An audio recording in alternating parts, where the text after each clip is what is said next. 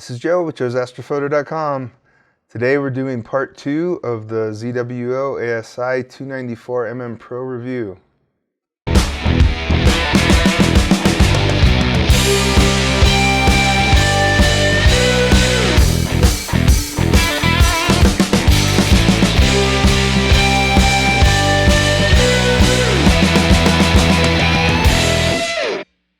So if you missed part 1 of the video, I'm going to leave a link right here and probably want to watch that first. If you know all the technical aspects of the 294mm Pro, then I guess you can continue just to watch this.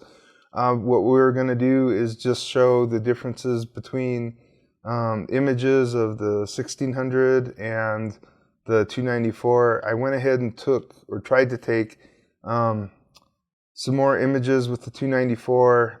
I've had bad luck with the clouds lately, so the few clear nights I have had, I tried to take images. The biggest difference between the images I'm going to show you between the 1600 and the 294 is that the images that I took with the 1600 had a lot more integration time than the ones with the 294 do, mostly because I tried to cram as many targets as I could into 2 or 3 clear nights this last week. So before we get started comparing image files, I did want to mention that I had a very strange thing happen to me with PixInsight and the data from the 294 while I had it in bin 1 mode.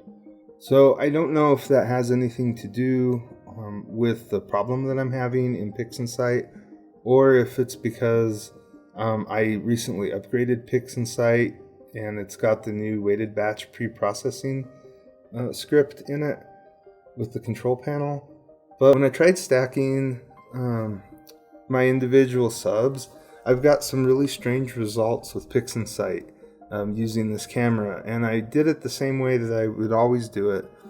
And after that, I tried some additional settings. I turned my sigma high and low up to 10, and everywhere in between, they normally sit at 4. So anyway, let's look at these. So it's strange, but I lost a lot of data in the clipping. Here's my high rejection, and here's my low rejection. And then the final image came out looking like this when I stacked in PixInsight. So very strange. I've stacked in PixInsight for the good part of a year, and I've never had any issues like this before. Here's what the oxygen looked like. That was the hydrogen. This is the oxygen. Very odd. And even more strange is that so here's the rejection on the sulfur was just fine. I had no problem with it.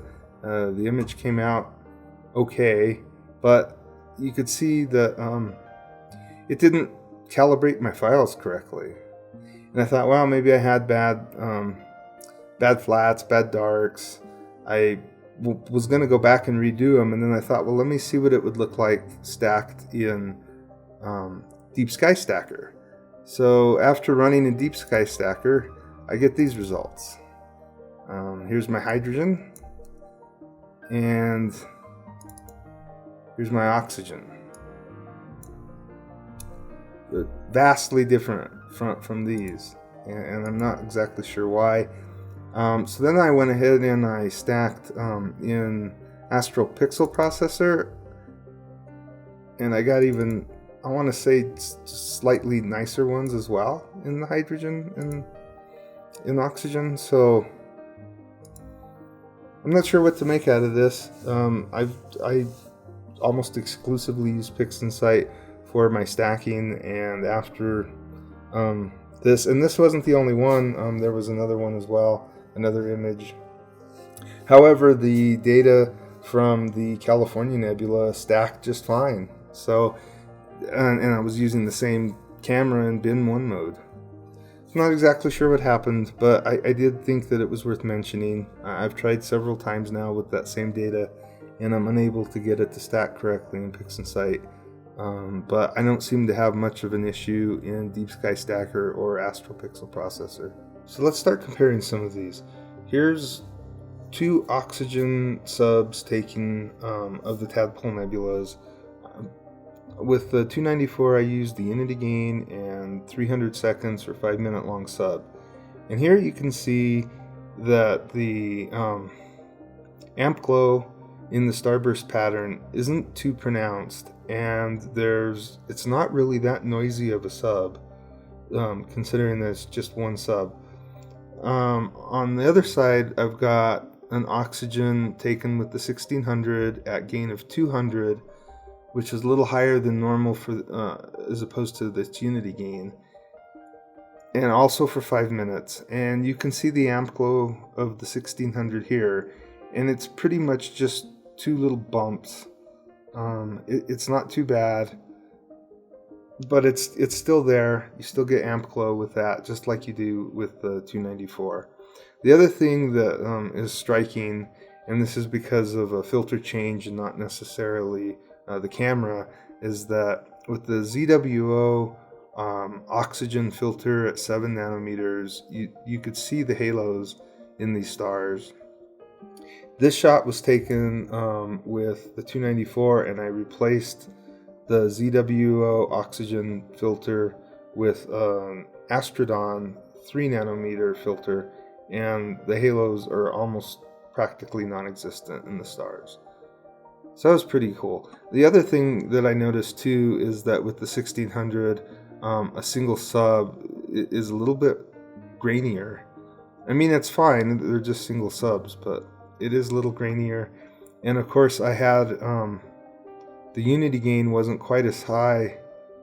I'm sorry, the gain is a little higher on here than the unity gain, and I seem to have gotten a lot more stars than I did in the 294.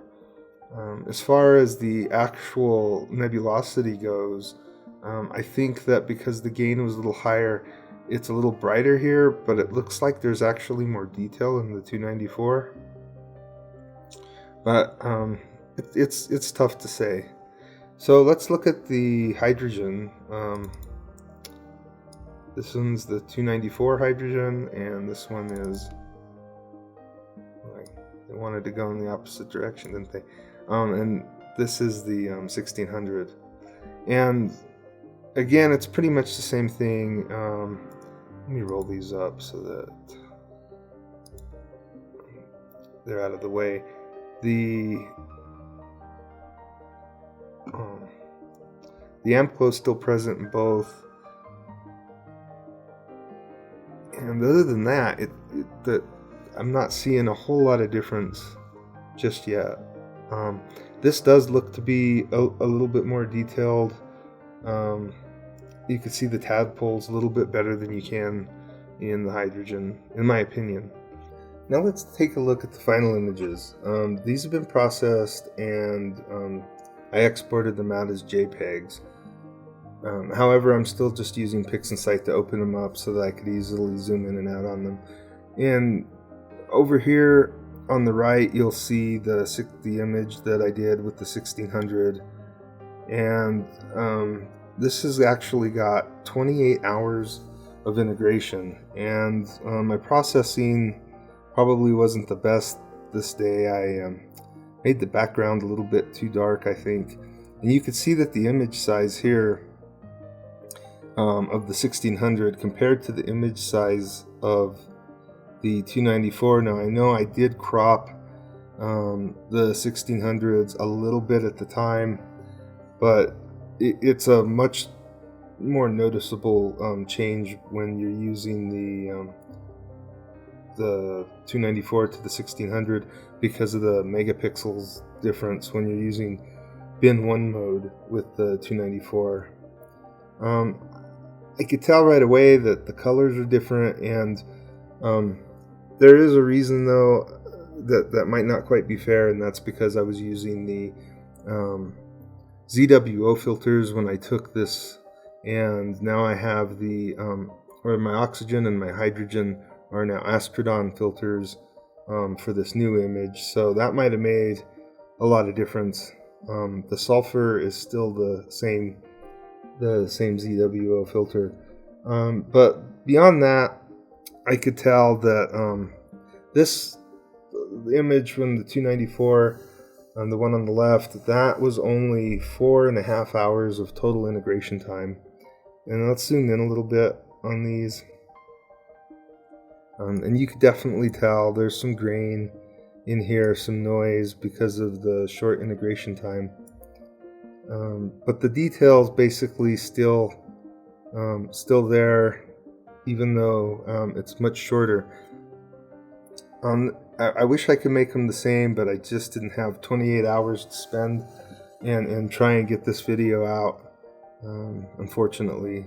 So I apologize that they can't be identical. I did try. But you'll notice that these were taken both with 5-minute long exposures, both with a pretty much full moon out, unfortunately, in both cases. And the data that I did gather with the 1600 a couple months ago was actually kind of bad data. So I'm not quite sure how great of a comparison this is, but here they are. Here's the two images. It looks like to me that the detail in the 294 looks a little bit better. It could just be my processing skills though, but I'll let you be the judge. They're pretty close in comparison. And there's no big bright stars to see the microlensing effect that the 1600 has. And so this doesn't really surprise me either, because I was pretty happy with the 1600. I just think that you see a lot more of the nebulosity in a shorter amount of time with the 294. I mean, it's crazy the difference in time between these two cameras on this target. And if I was to get 28 hours with the 294, I think that it would completely blow this away, the 1600. So in this example of M45, you'll be able to see the microlensing effect that the 1600 has on the larger stars. Right here you'll notice that, and I'm going to zoom in, and you could see it on this one too, but I think it's more prominent on this star here, where you can see, and I've removed also the magenta colors from here by doing inverse and SCNR and then inverse again. So right here where you see the gray, that was magenta, and basically it almost makes a box. I mean, once you see the box and they're around all the bright stars, it's really hard to miss. I mean, here's the box here. I guess I should be outlining this with another program, but I think that you can get the idea. Now, I did a pretty decent job of removing that, and I'll show you a picture of Orion where the magenta can be seen. So real quick, this is the Orion Nebula, and I wanted to zoom in on this star here. You'll notice I wasn't able to actually remove the magenta like I was able to here, and that's because I would have removed the magenta from the rest of the nebula as well. It was kind of a quick and dirty all or nothing type of remove. I didn't mask these out. I guess I could have tried to a little bit more, but it also, I think, would have still shown up a lot more than an M45. But you can see what I'm talking about, and you'll see the square right here. And so this is the thing that caught my eye, and I haven't been able to stop seeing it in any images that I've had with bright stars, which is one of the main reasons that I wanted to upgrade. Now, if that doesn't bother you and you've currently got a 1600, I mean, there's nothing wrong with it. It's been an absolutely fantastic camera, and I love it. And I think that some of the details that it grabs is amazing, especially compared to a DSLR. I think We can close this now. But now let's focus a little bit on the 294's image of M45. We can zoom in on some of these same stars, and you'll notice this is a little bit grainy. I only managed to capture 3.6 hours on it.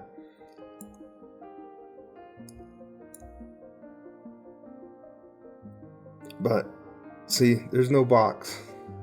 Still a bright star. I probably still overexposed it a little bit, longer than I should have, but I'm still experimenting with this camera. I was using unity gain of 120 on this image, and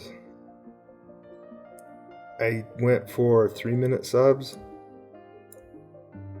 And so I think I could have probably went with a 2-minute sub, or maybe even a 90-second. We'll come back over to this. This did pick up, the 1600 probably picked up about the same. It was just brighter. And these are only 90-second subs with the 1600. It just really hurts to see all the microlensing going on the stars in M45. It's probably not a target that you could really shoot with the 1600 and expect to like get a print out of it or something. So I'm gonna try Pleiades again, probably next year with the 294 at a much a lower sub length, probably around 90 seconds, maybe even 60 seconds, and get some more data, because yeah, some of the stars here are just a little bit oversaturated, to say the least, and it's a little grainy. It needs a lot more integration time. You could definitely tell the cleanness of the one with the 1600 took.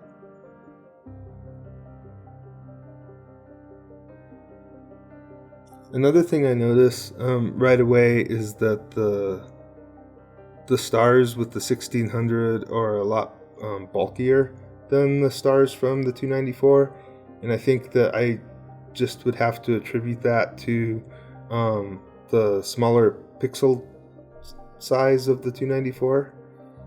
So after looking at all of these images and doing some comparisons of subs and final images, I'd love to hear your comments. Which camera do you think looks better? What do you think? Is the 1600 worth keeping, or do you want to upgrade to the 294? Or maybe you're looking at the 2600 MM Pro as well. I know I was. One of the main reasons that I didn't go that route is because it required larger filters, and I was already having issues with my budget filters as it is. I was having a hard time affording the nicer Astrodon and Chroma filters in 31mm, and moving to the 2600 was going to require an even larger expense for 36mm filters, which is one of, I guess, budgetary reasons why I decided the 294 was the camera I was going to go with. The other thing that I noticed myself from looking at these images and is that my sampling is much better now with the smaller pixel size of the 294 in bin 1 mode and my wide field telescope. When I move to a larger focal length telescope, if they ever come in stock, I'm hoping to use bin 2 and get that same nice sampling size. So I think that really the 294 is almost like two cameras in one, where you could use them on, you know, your longer focal length scopes as well as your wider wide field scopes. Another thing that I did want to mention is that a lot of people I've noticed in forums and on Facebook have been confusing the 294C with the 294mm. The color version is using an IMX 294 sensor, where the monochrome version is using the 492, IMX 492 monochrome sensor. So they're two different sensors. I think that the reason that they have the same name, the ASI294MC and the ASI294MM, is because when you put it in bin 2 mode, it's very comparable. All the stats are very comparable between the two cameras. But some of the issues that I've noticed that the color camera has I don't see them present in the monochrome version yet. But I have been testing for those who are curious about it. Also, I still need to do a lot more testing with PixInsight, the weighted batch pre-processing scripts. I haven't tried to manually do any of my stacking yet or calibrations in PixInsight. I'm a little too lazy for that. I'd much prefer to chuck all my files into a program and have it, I could dial in my settings and then just have it spit out my stacked image. And I don't think I'm alone there. I think most people, that's what they want to do. I'm going to continue to experiment with Deep Sky Stacker and Astro Pixel Processor as well.